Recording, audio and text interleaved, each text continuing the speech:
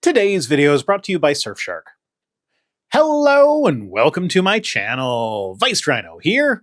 It's Meathead Monday, where I redo a video from before my meaty head was on camera, but this time with my meaty head on camera. Today, I'm looking at a podcast that I noticed that Frank Turek put out. It's a Q&A type episode, so it should, in theory, be nicely segmented so I won't feel like I'm leaving you hanging if I bail out of it early. But the main question that he addresses that I'm interested in hearing his answer to is the question of why God created people that he knew would go to hell. That has indeed been a bit of a conundrum for me. It seems that if God is all-powerful, all-knowing, and creates us all individually, which I will freely admit are all qualities that the Bible doesn't actually consistently attribute to God, but modern Christians do like them, so assuming they are all true, then he could very easily just choose not to create the people who will wind up in hell. This does not take free will away from anyone, at least not any more than foreknowledge already would. It would just be God deciding to only create the people that he already knows would freely choose to end up in heaven. Anyway, it's time to see how Frank tackles this question, so let's go! But first, a word from our sponsor, Surfshark. Are you worried about privacy on the internet in this day and age? If not, you probably should be, and one of the most important tools in the privacy toolbox is Surfshark VPN.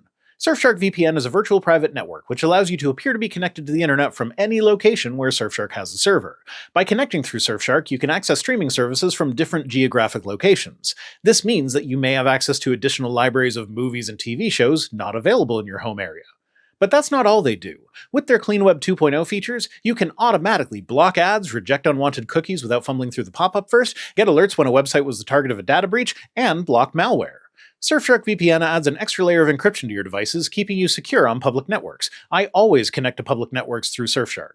Surfshark VPN is easy to use and simple to install. They do not monitor, track, or store your data, and it works on phones, tablets, and laptops with no extra fees. Surfshark offers a 30-day money-back guarantee, so you can try it out completely risk-free. My viewers get a special promo where you can get an extra 4 months added to your subscription for free. Go to surfshark.com/rhino or use code Rhino at checkout to get 4 extra months of Surfshark VPN. Again, that's surfshark.com/RHINO for an extra 4 months for free. This is a limited time offer, so sign up today. And remember, by signing up for Surfshark VPN, you're helping to support my channel, so thank you.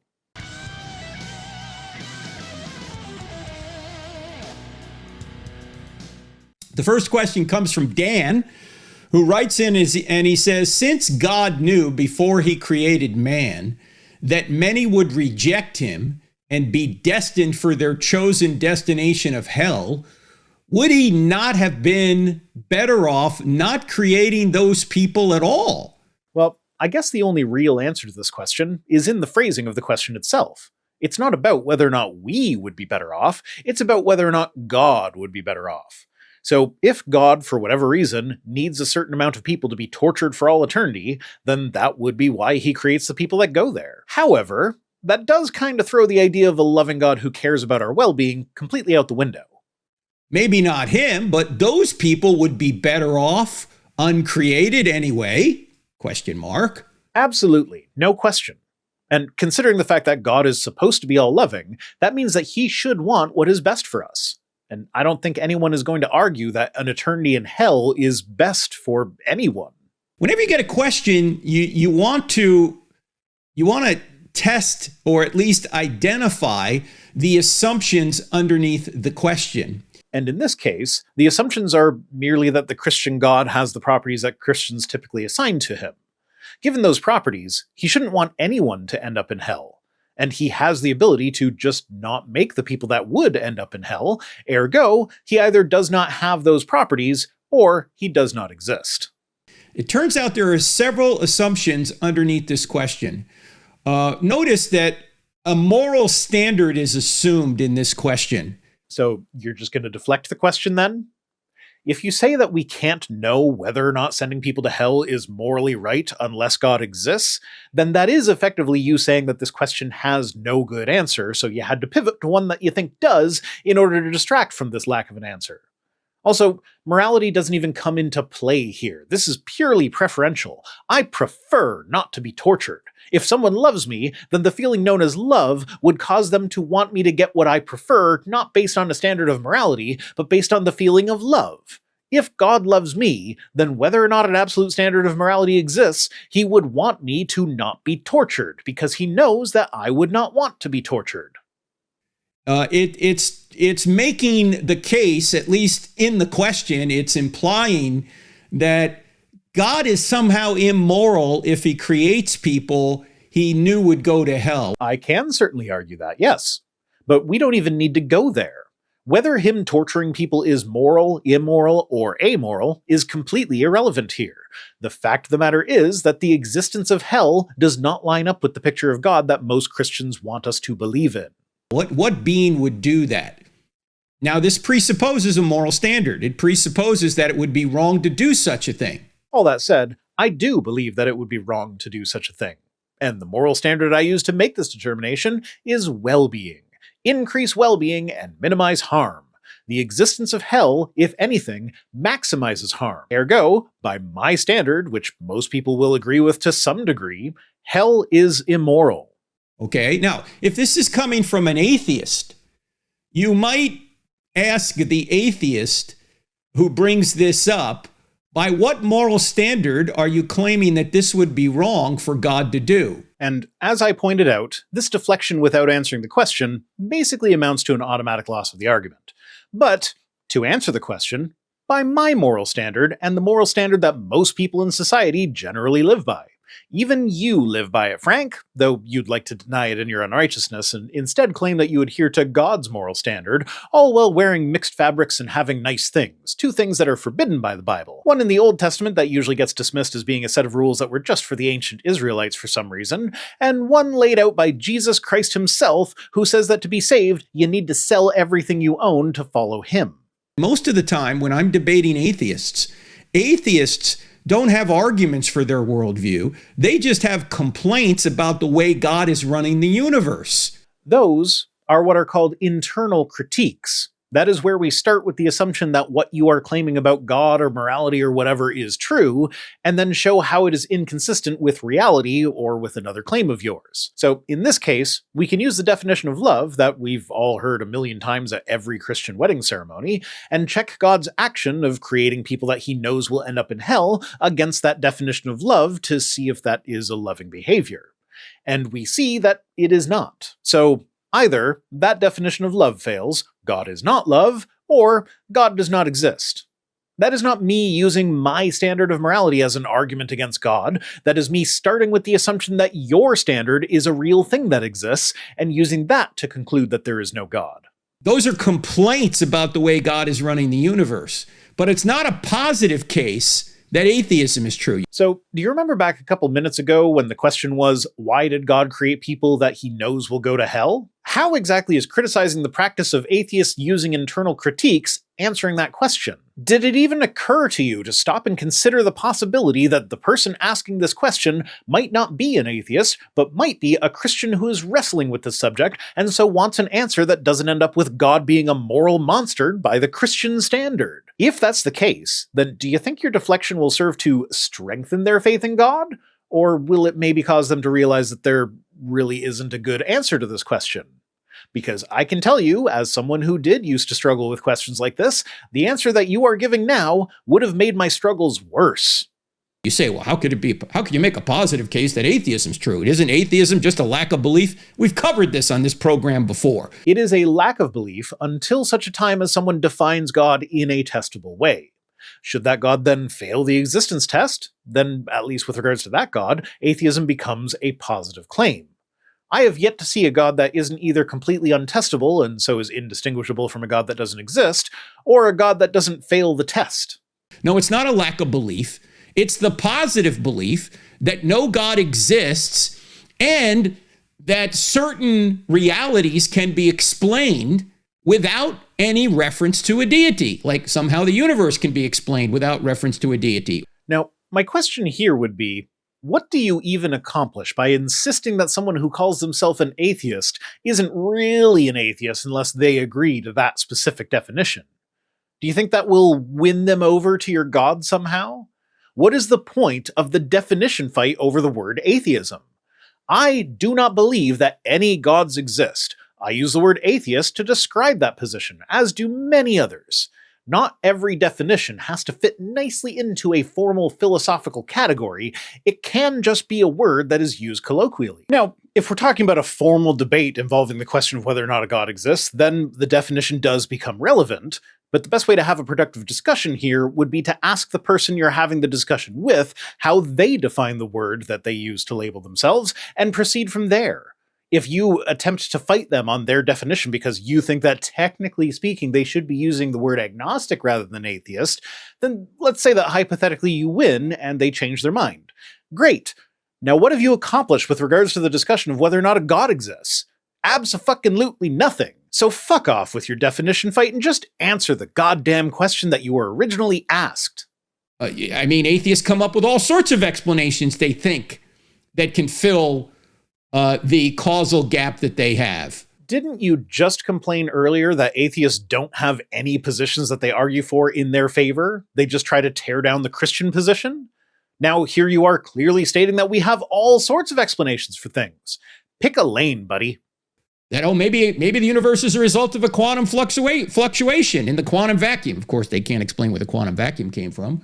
Or life got here by some sort of non-intelligent process. I would just like to remind everyone at this point that the question that he is supposed to be answering right now was about God making people that go to hell.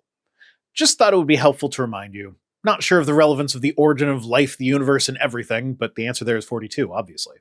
If you're going to say that God is somehow immoral for creating people that he knows will go to hell. I'm not. I mean, I could say that, but I'm not saying that here. I'm saying that he is unloving for doing that, based on the Bible's definition of love. You have to have a standard, number one. Number two, you're assuming that going to hell is somehow unjust, and that people who go to hell get more punishment than they deserve. Okay, well, first off, we have the problem of hell being an infinite punishment for finite crimes. Nobody could do anything that would justify an eternity of torture as retribution.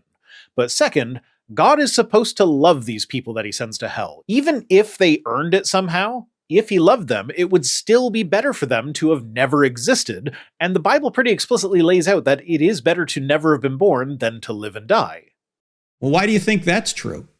Well, it's eternal punishment, Frank. Isn't it wrong to have eternal punishment for a temporal sin?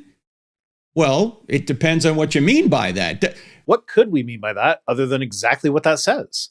Any immorality we display during our lifetime is temporally restricted, even if we include all of the downstream consequences.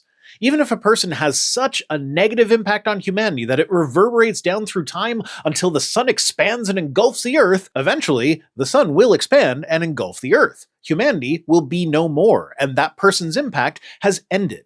So even if we could say that anyone ought to be tortured after they die, there should be limits based on what exactly they did that earned them that punishment. I guess here's a couple of questions you might want to ask. Does the length of the punishment have to be congruent with the length of the time it took to commit the crime? No, it should be dependent on the impact that the crime had.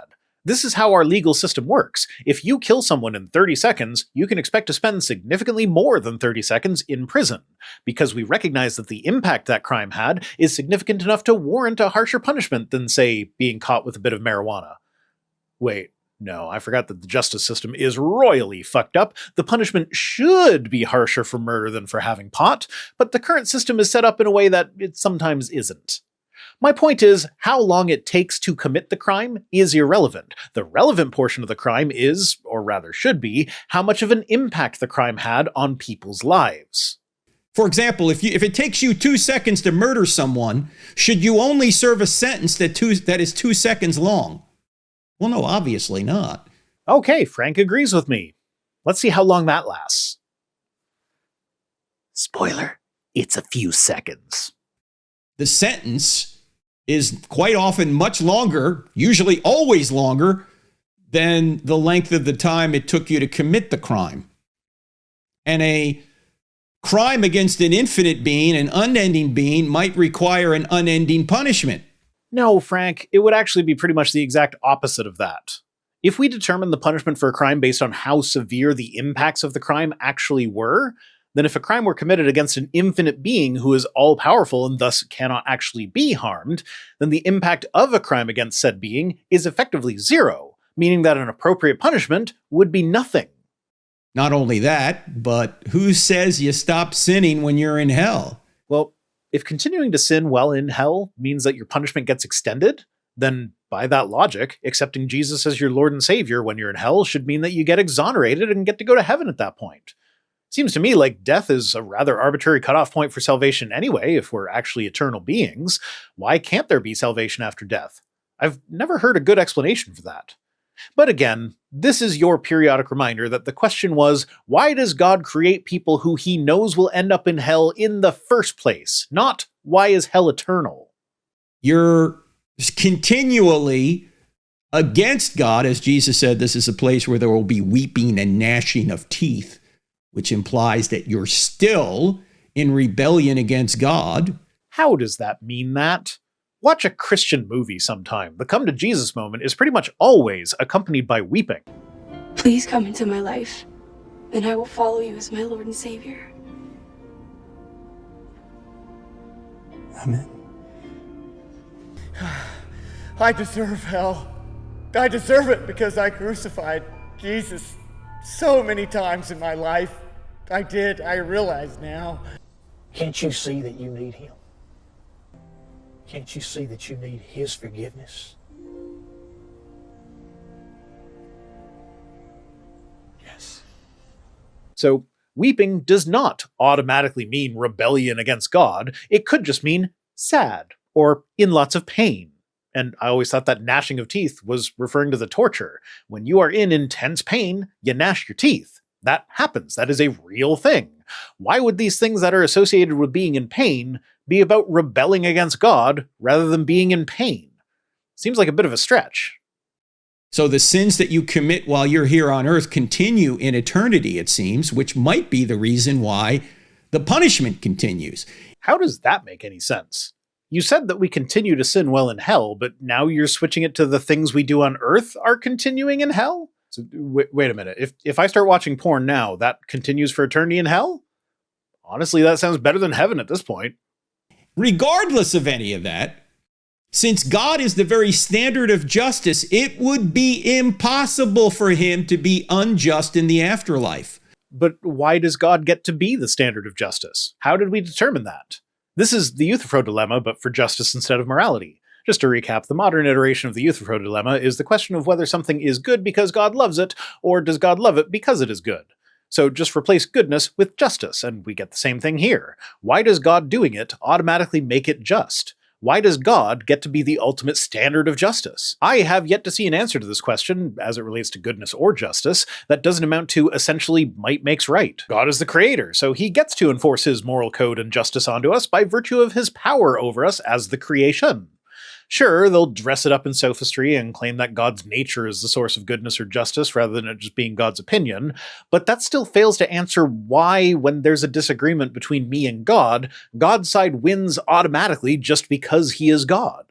It takes all thought out of it. You don't think it's just or good? Well, don't worry about it. If God does it, it has to be just and good. I would prefer a system of justice that has more thought put into it than that, thank you very much. But whatever those two destinations are, we know in one case, heaven, it will be grace, and in another case, hell, it will be justice. Well, that actually brings up another point. Grace, in this instance, is the suspension of justice. In the Christian analogy, it is literally a judge finding someone not guilty because they are a friend of their kid. If a judge did that here on earth, they would likely be impeached. They should be impeached. But the justice system is all kinds of fucked up, as I mentioned earlier. Even more so than when I originally did this video. Yay, progress! God's justice is literally a great example of corruption in the justice system. Also, I'll take this moment to point out something for you to keep in mind when seeing apologists at work. Notice that anytime they use a courtroom analogy to explain how Jesus saves you, it's with regards to paying a monetary fine. In this instance, yeah, if you get fined for something, the courts don't really care where the money comes from as long as the fine gets paid. But when explaining why you deserve hell, suddenly it's no longer monetary, it's murder. Does the analogy work the other way? If I murder someone and then an innocent third party agrees to go to prison instead of me, would the court be okay with that? Would the family of the victim be okay with that? Would that be justice of any kind? Because according to your analogies, that is the kind of justice that God doles out. If we're analogizing God to a judge, he's an incredibly corrupt one. Well, by what standard is he an incredibly corrupt one? By the judicial standards of most developed countries, motherfucker! And that justice, by definition, since God is just, will be perfectly just. And if you disagree, that's because you aren't using God as the standard. So I ask again, why does God get to be the standard? What makes him the standard of justice? Why does something that is egregiously corrupt for humans get a pass for God?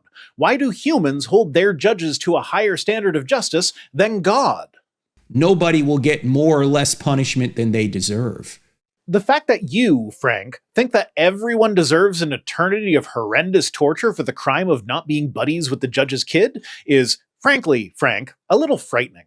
A number of questions, and we're diving into the first question. Basically, the question is, why does God create people he knew would go to hell? We've already pointed out there's a couple of assumptions underneath this question.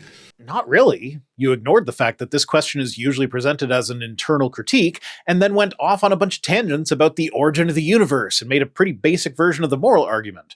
But we're 12 minutes in so far, and you haven't even come close to addressing the question itself. Hopefully that's where we go now. Also, another assumption that people make when they say this is they assume that God can create free creatures who will always do what he wants. No, that is absolutely not an assumption in this question. The question is not, why doesn't God make people behave in the way that he wants them to behave? The question is, since God knows everything that everybody will ever do, and he is also responsible for making everybody, could he not just avoid making the people that he knows will not end up in heaven? If I grant the idea that God could know every future action that everyone will ever take without that somehow violating free will, then this does not actually remove free will. It's just God only making people that will freely choose to worship him. If him not making the people that will end up in hell somehow violates the free will of those that do not end up in hell, then what does that say about free will as a whole? In other words, when you say, why does God create people he knew would go to hell? You're almost saying, well, why doesn't God just create people who all go to heaven? That's literally exactly what it's saying. God can use his foreknowledge to not make beings that he knows he'll be torturing, and only make the ones that will end up in paradise with him. That would be the loving thing for someone in God's position to do. Well, if he could, he would. But if they're going to be free creatures, in other words, they have the capacity to love, and that's why he gives us freedom, they can also have the capacity to hate or to reject. Okay, so Frank's answer to the question is to just completely miss the point of the question. Great.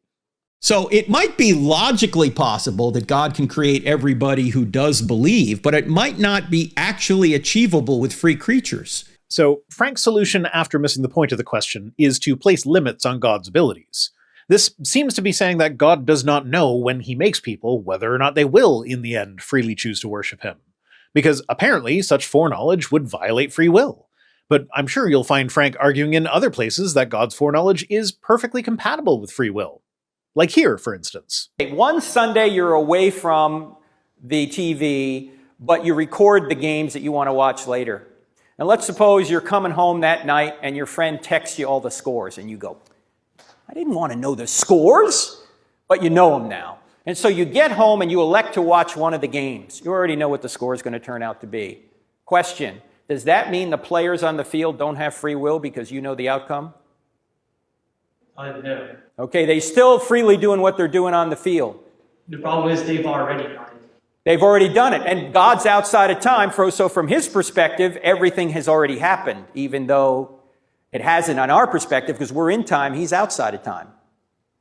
So God knows the end from the beginning. That's how he can do prophecy, obviously. He's all-knowing as well. And just because it's already happened in his mind doesn't mean that he's causing us to do it directly. We still have free will. The problem with the football analogy is that for the analogy to hold, the person watching the game is also responsible for having created all of the players, knowing in advance which ones will have an impact on the final score of the game. He also has the ability to tweak certain characteristics about the players, giving them more or less natural physical ability, giving them a temperament that would be more or less likely to excel at football, etc., etc. If God were just a disinterested viewer and already knew what was happening but had no hand in creating any of it, then I could see that analogy working. But in your world, God created everything, knowing exactly what the outcome of all of his creative acts would be.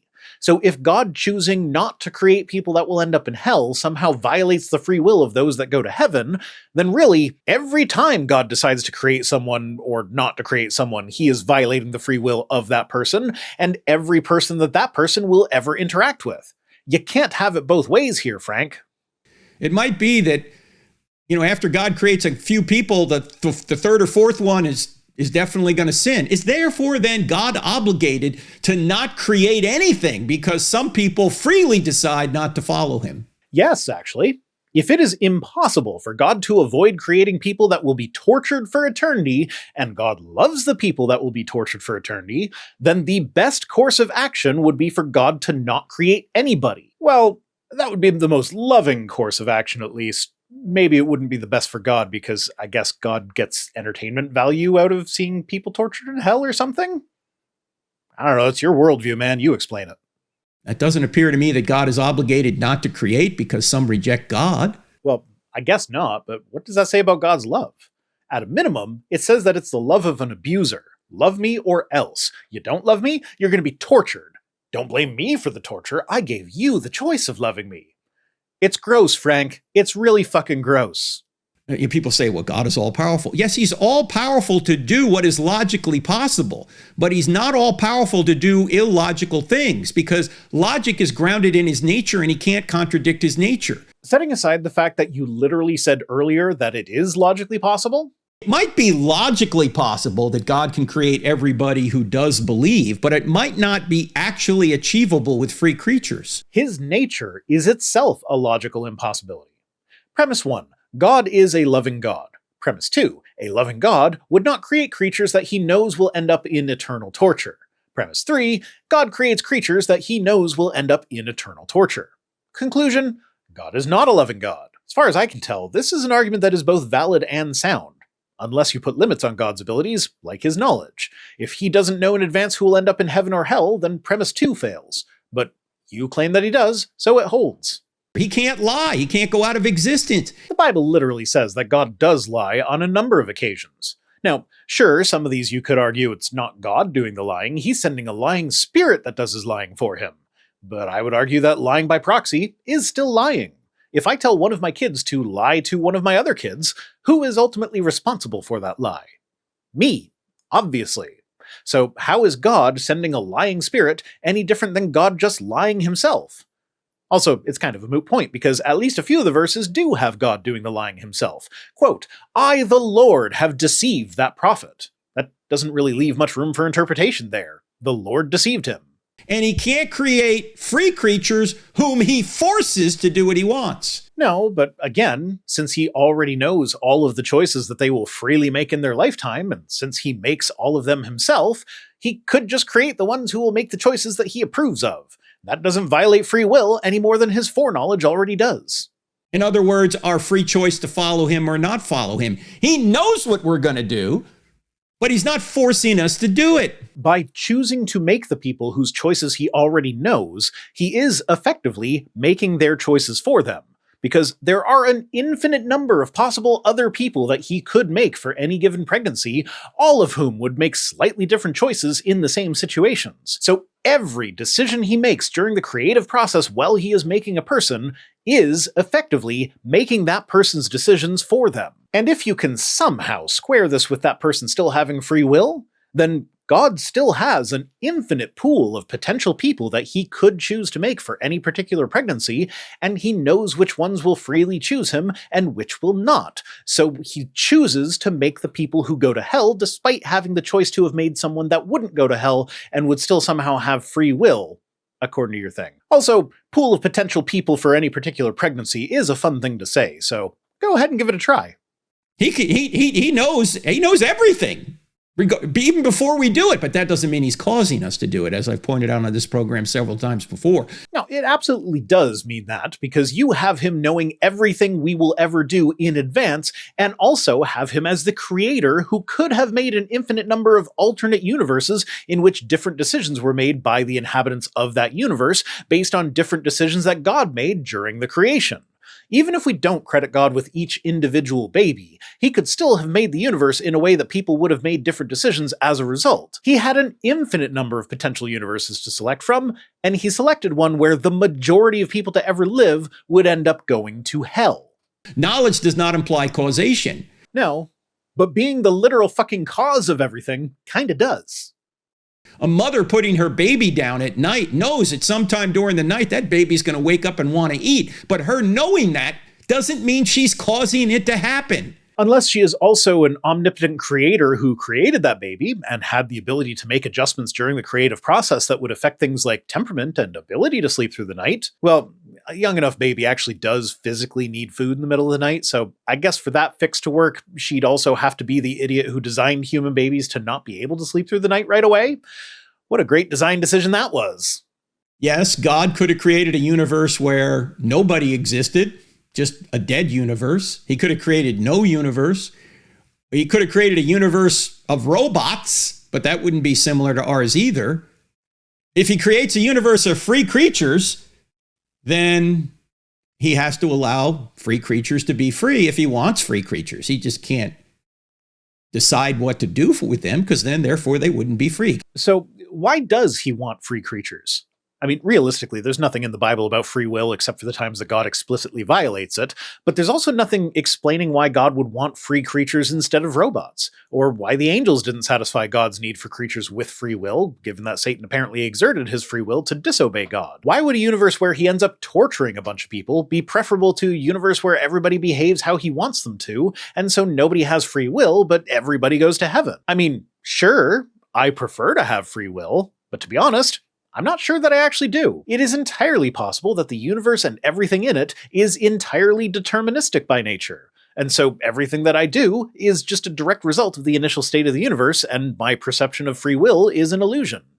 But it's also possible that this is not the case. There is enough randomness in the system to allow for free agents, and so free will is not an illusion. So, quite frankly, Frank, unless you can even demonstrate that free will exists in the first place, and explain why God thinks torturing a bunch of free agents is preferable to providing a bunch of non-free agents with paradise, your solution to this question remains nothing but an assertion. And even then, we're still left dealing with the fact that you haven't even addressed the crux of the question. You've just deflected to other arguments that are, at best, tangentially related.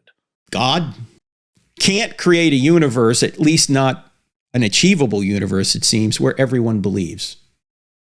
Because, again, if people have freedom, they can choose not to believe. And that's the universe he seems to have created. And so we run right back around to the problem of the initial question.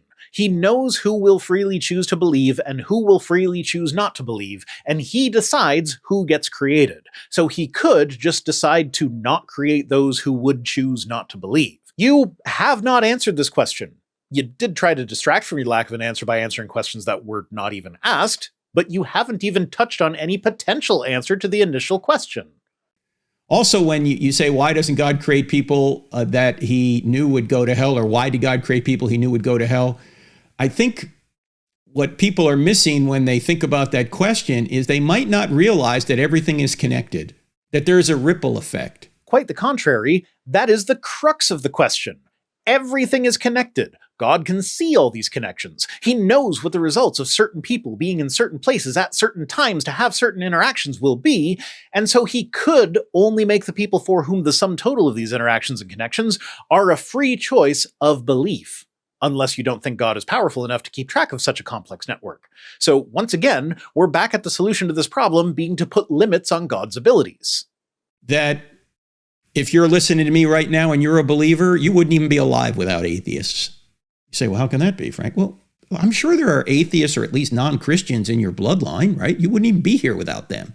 I have a feeling that this is going to get to the stage where Frank claims that the purpose of unbelievers who end up in hell is to have an impact that will result in some people ending up in heaven, which means that every time God creates someone that he knows will go to hell, he is choosing to love at least one person more than the person who goes to hell. So God's love is a conditional love where he plays favorites. Great. Dawkins writes the book, a Christian picks it up and reads it and goes, oh, I hadn't heard that argument against God. And it causes the Christian to study more, to learn more about God as a result of what Richard Dawkins has written. So here's a case where an atheist is doing what he wants to do, and it actually causes a Christian to become closer to God. Yep, there we are. God is playing favorites. He used Dawkins to make someone else believe in him better, because of course it's fucking Dawkins. So in this analogy, the Christian was already a Christian to begin with, so presumably he was already going to heaven. So God made someone specifically to go to hell in order that someone who was going to go to heaven with or without the hellbound person's existence go to heaven better? You see how this makes God the bad guy, right? There are trillions of events that happened before you ever took your first breath. Trillions of ripples that came forward to bring you to where you are now. And God, being outside of time, knows where all those ripples go and what they do. And there we are. God does see all the connections and knows all the results of those connections, and so could, if he wanted, only make the people whose ripples will have the results that he wants. The only way to make this work is to take away God's knowledge of the ripples. A Ripley God is a bad God, unless we're making Ripley God. I would worship that God. In fact, God guarantees that to those that love God and are called according to his purpose, that all things will work together for good. All things will work together for good. Notice he doesn't say all things are good. He says all things will work together for good. Okay, so God's guarantee is worthless then, since there are people who used to believe in him that no longer do. Of course, I know Frank is a Romans 1:20 style Christian, where anyone who stops believing obviously wasn't a true Christian to begin with, but that's a lazy cop-out. I truly believed when I was a Christian. You can tell everyone else that I didn't if you like, but I know that I did. So you telling me that I did not just goes to show me that the Bible is wrong when it says that I did. And to anyone who has lost their faith, that sort of argumentation will only serve to push them further away. Yes, God creates people he knows are going to go to hell, but they're freely going to hell on their own. And what they do actually all fits into God's plan. Well, then God's plan is fucking gross. There's one other thing that I think this moral objection brings up, and that is it assumes that you could compare something with nothing. Like when they say, well, or Dan asked the question, wouldn't someone have been better off if they hadn't been created? Well, you can't really make that comparison. You're already thinking in your head, oh, wait a minute. Doesn't Jesus say that it would have been better if Judas had never been born? Yeah, he does say that. But Jesus isn't making a philosophical point there. What he's doing is he's using hyperbole to communicate the gravity of Judas's sin. Couple things here. For starters, we absolutely can compare not existing to existing and say that one is better. I am quite happy that I did not exist in a time when we didn't know what germs were, and so the guy cutting people's hair would then use the same tools that he cut hair with to perform surgery. I prefer having not existed then to existing then. I am also happy that I did not exist in a time when the guy who owns the land that I live on, simply because the king said so, could at any moment press me into military service so that I could fight a guy that he doesn't like for whatever reason. Non-existence then is what I prefer. And doom and gloom of the current state of the world aside, humanity has always generally tended towards better. So, assuming that trend continues, it is entirely possible that if I were to somehow gain knowledge of the distant future, I would prefer that I lived then instead of now when I do live. In other words, I would prefer current non-existence in order to instead exist at a later time. But it's also quite convenient that Jesus meant something hyperbolically when it suits your purposes. I suppose the verse in Ecclesiastes is also hyperbolic then? Why? Why do these two verses get dismissed as exaggeration? He was not literally making a philosophical comparison to say that non-existence is better than existence. No, he was literally saying that non-existence is preferable to existence in hell, since that is presumably where Judas would go, even though the salvation of all Christians since then kind of hinged on his actions. So it is weird that he would get punished for fulfilling God's plan. That never really made sense to me. Existing and going to hell cannot be compared with not existing. Why not? There are whole chapters of human existence that I can say with certainty that I know what it was like to not exist during those times, and that is preferable to existing then. Why could the same not also apply to hell? Given the choice between a blank eternal void of nothingness of which I am not even aware, and eternal conscious torture, I'll take the first option, thanks. Because not existing is nothing. I mean, you can compare apples and oranges. They're both fruit, but you can't compare apples to nothing. An apple is red. Well, at least the red ones are. Nothing is not. An apple contains sugar. Nothing does not. An apple grows on a tree. Nothing does not. There, I compared them. Now, there's only one more thing that he says that I want to cover right now, so let's just skip to that. Remember, there's only 3 things you can get in life, and there's only 3 things you can get in eternity. You can get justice, which is getting what you deserve. You can get mercy, which is not getting what you deserve. Or you can get grace, which is getting what you don't deserve. I would just like to point out that grace, by this definition, is literally the opposite of justice. And Frank pointed out earlier that God's nature is justice, so God is incapable of doing what is not just. So nobody goes to heaven, because that would be against God's nature. That's it for this one. Don't forget to go to surfshark.com/rhino for 4 extra months for free. My meaty head will return next Monday, but if you need to get your Rhino fix in before then, I live stream with Cirrus every Wednesday at 8:30 Eastern on my other channel, The Watering Hole. Thanks to Piper for being my editor, and special thanks as always to my patrons, who are the favorites of the god that is my channel. If you'd like me to put your well-being above the well-being of those who don't give me money, you can join us on Patreon for as little as $1 per week over at patreon.com/vicerhino, or by supporting the channel in one of the other methods that can be found at links.vicerhino.com, which is also where you'll find links to my other projects. If for whatever reason you want to send me stuff, my P.O. Box address is in the description. See you next time!